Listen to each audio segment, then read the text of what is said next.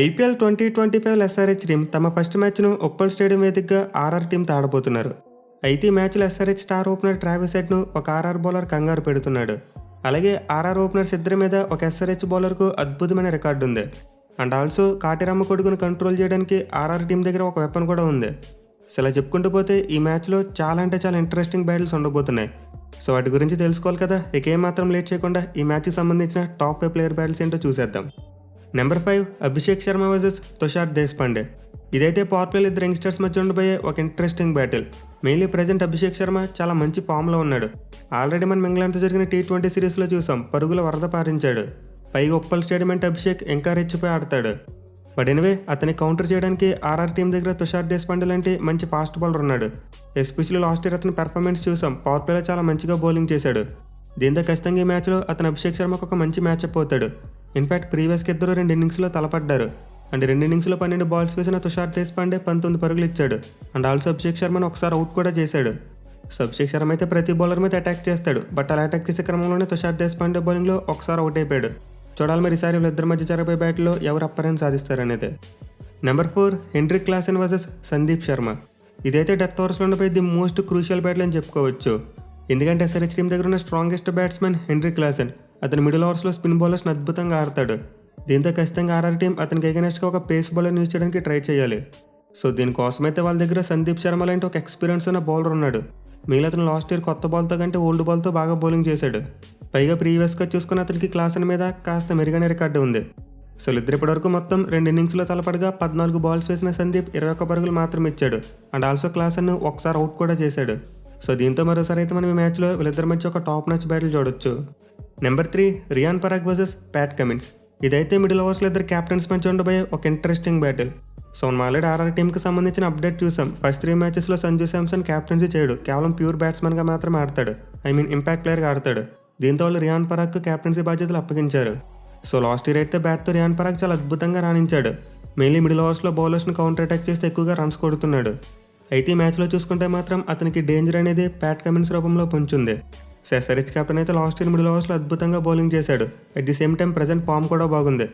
అయితే వీటికంటే most important thing అతనికి రియాన్ పరాగ్ మీద అద్భుతమైన రికార్డు ఉంది. సో వీళ్ళిద్దరు ఇప్పటివరకు మొత్తం 3 ఇన్నింగ్స్లో తలపడగా 13 బాల్స్ వేసిన కమిన్స్ కేవలం 14 పరుగులు మాత్రం ఇచ్చాడు. అండ్ మోస్ట్ ఇంపార్టెంట్లీ ఈ 3 ఇన్నింగ్స్లో పరాగ్ను 2 టైమ్స్ అవుట్ చేసేసాడు. సో క్లియర్లీ యావరేజ్ బ్యాట్ చూసుకున్న, స్ట్రైక్ రేట్ బ్యాట్ చూసుకున్న ప్యాట్ కమిన్స్కి అయితే పరాగ్ మీద బేభత్సమైన రికార్డు ఉంది. దీంతో అతను బ్యాటింగ్కి రాగానే ఎస్ఆర్హెచ్ కెప్టెన్ బాల్ అందుకుని బౌలింగ్ వేయడమే, డెఫినెట్లీ వికెట్ వచ్చే ఛాన్స్ ఉంటుంది. Number 2 Travis head versus జాఫ్రా Archer. ఇదైతే గేమ్కి ఒక టోన్ సెట్ చేసే బ్యాటిల్ అని చెప్పుకోవచ్చు. ఎందుకంటే ఎస్ఆర్హెచ్ టీంకి వాళ్ళ ఓపెనర్స్ మంచి స్టార్ట్ ఇచ్చినప్పుడే బేభత్సంగా రన్స్ కొడతారు. బట్ ఓపెనర్స్ ఫెయిల్ అయితే మాత్రం ఆ టీంకి కొంతవరకు స్ట్రగుల్ అవుతుంది.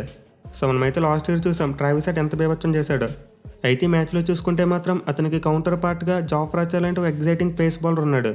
సో ప్రజెంట్ అయితే మేబీ జాఫ్రా ఆర్చర్ అంత మంచి ఫామ్లో లేకపోవచ్చు. బట్ ప్రీవియస్గా చూసుకుంటే అతనికి హెడ్ మీద మంచి రికార్డు ఉంది. ఎస్పెషల్లీ అతను హై పేస్తో వేసి short of length balls Travis హెడ్ని బాగా ఇబ్బంది పెట్టొచ్చు. సో ప్రీవియస్గా వీళ్ళిద్దరి మధ్య బ్యాటిల్ జరిగినప్పుడు జాఫ్రా ఆర్చర్ అయితే పైచే మొత్తం 4 ఇన్నింగ్స్లో తలపడితే 22 బాల్స్ వేసిన అతను 25 పరుగులు మాత్రం ఇచ్చాడు. And also most importantly Travis హెడ్ను 2 టైమ్స్ అవుట్ కూడా చేశాడు. సో క్లియర్లీ హెడ్కి అయితే జాఫ్రా ఆర్చర్ మీద అంత మంచి రికార్డు లేదు.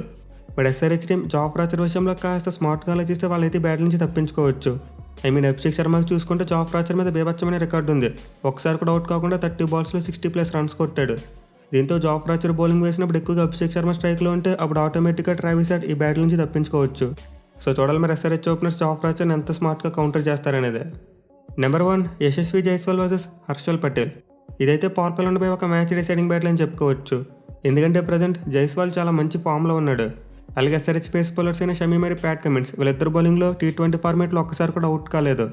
సో దీంతో ఖచ్చితంగా జైస్వాల్ పవర్ ప్లేలో ఎస్ఆర్హెచ్ టీంని డామినేట్ చేయాలని చూస్తాడు. బట్ ఎనివే ఎస్ఆర్హెచ్ టీం కనుక తెలివిగా హర్షల్ పటేల్కు కొత్త బాల్ ఇస్తే వికెట్ పడేందుకు ఎక్కువ అవకాశాలు ఉంటాయి.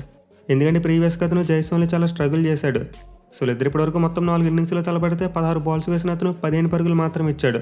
అండ్ ఆల్సో ఒకసారి జైస్వాల్ అవుట్ కూడా చేశాడు. దీంతో ఎస్ఆర్హెచ్ టీం ఈ మ్యాచ్లో ఎంత వీలైతే అంత త్వరగా హర్షల్ పటేల్ని బౌలింగ్ తీసుకొస్తే బాగుంటుంది. ఇన్ఫాక్ట్ హర్షల్ పటేల్కి మరో ఆర్ఆర్ ఓపెనర్ సంజు శాంసన్ మీద కూడా అద్భుతమైన రికార్డు ఉంది.